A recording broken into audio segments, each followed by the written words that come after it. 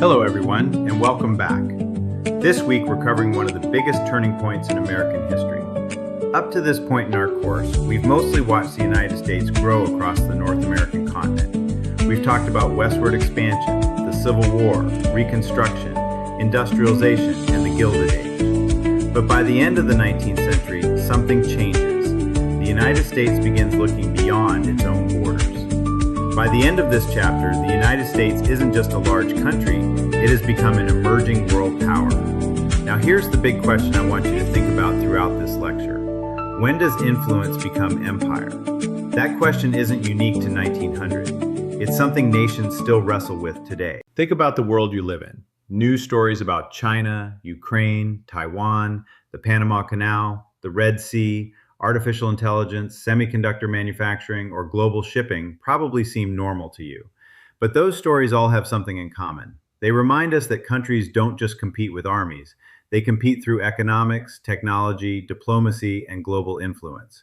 Those same kinds of questions began confronting Americans over 100 years ago. Let's start with a simple question. Why would the United States even want an empire? After all, America had been founded by people who rejected imperial rule under Great Britain. So why become an imperial power ourselves? The answer begins with industrialization. By the late 1800s, American factories were producing enormous amounts of steel, machinery, textiles, agricultural products, and manufactured goods. Businesses wanted more customers than the American market alone could provide. Imagine your Apple. If Apple only sold iPhones inside the United States, it would still be a successful company, but it would never become one of the largest corporations in the world. Instead, Apple depends on customers in Europe, Asia, South America, Africa, virtually everywhere. Countries can think the same way. Many American leaders believed the nation's economy also needed overseas markets where American businesses could sell products, invest money, and obtain raw materials. Economic growth increasingly depended on global trade.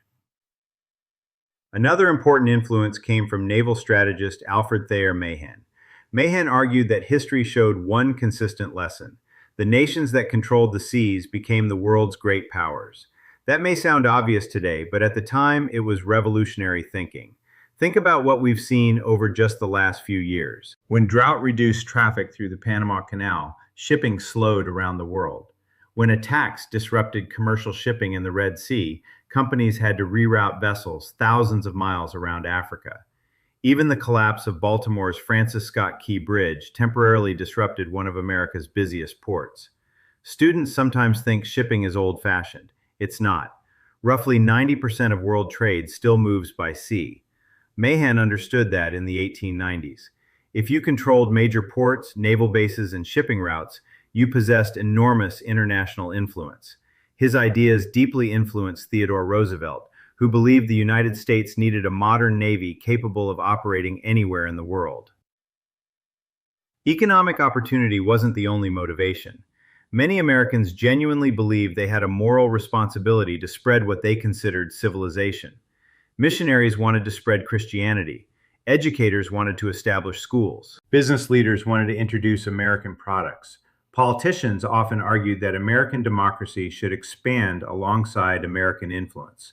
Of course, not everyone agreed with those assumptions. Many Americans questioned whether one nation had the right to decide what was best for another people. That disagreement becomes one of the central debates of this chapter. The event that accelerated everything was the Spanish-American War. In 1898, Cuba was fighting for independence from Spain. Americans closely followed reports of Spanish military brutality against Cuban civilians. Then, in February 1898, the battleship USS Maine exploded while anchored in Havana Harbor. More than 250 American sailors died. At the time, nobody knew exactly what caused the explosion, but many newspapers immediately blamed Spain. This is where we encounter something called yellow journalism.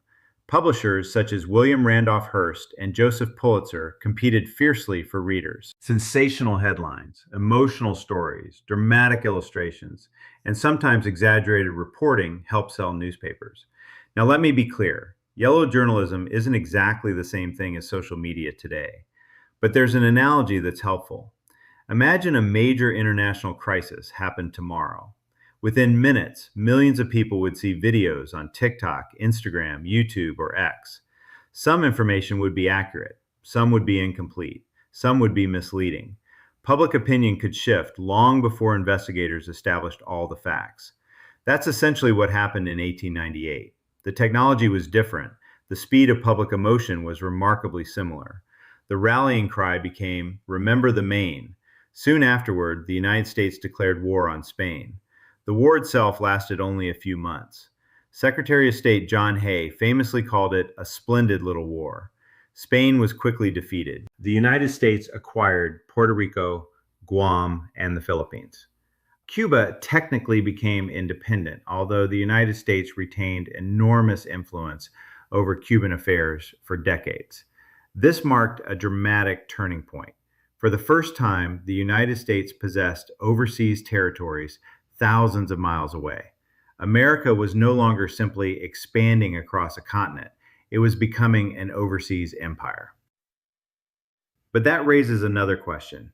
If Cuba wanted independence from Spain, why wouldn't the Philippines want independence from the United States?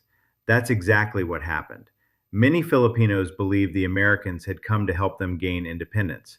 Instead, the United States announced it would govern the islands. Filipino revolutionary Emilio Aguinaldo rejected American rule and launched a resistance movement.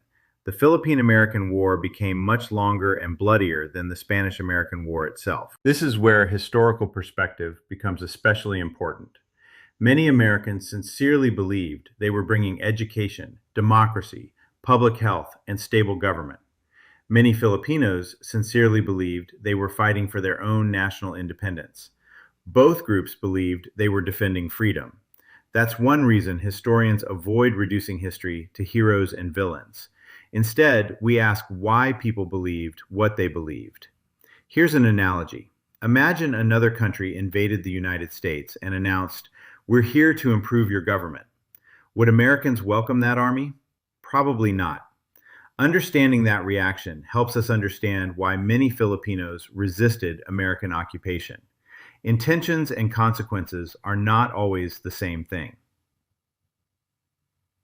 The debate over the Philippines divided Americans at home. Supporters argued that expansion would strengthen the economy, spread democracy, and increase America's influence around the world. Opponents argued something very different. They asked, how can a nation founded on liberty govern another people without their consent? Writers like Mark Twain criticized imperialism. Philosopher William James argued that America was abandoning its own democratic principles. Others defended expansion by claiming that powerful nations had an obligation to guide societies they viewed as less developed. Those arguments often reflected ideas about race and civilization that were common among many white Americans at the time, but are recognized today as deeply flawed and rooted in racial hierarchy. As historians, our job isn't to erase those ideas, it's to understand how they shape decisions that change the course of American history. So before we move into Theodore Roosevelt and America's growing role in Latin America in the next part of this lecture, I want you to consider one question. Can a nation promote democracy abroad while denying another people the right to govern themselves? That's exactly the debate Americans were having in 1900. And as you'll see in part 2, that debate didn't end with the Spanish-American War. It expanded into the Caribbean, Latin America, immigration policy, and America's place in the world for the next century. I'll see you in part 2.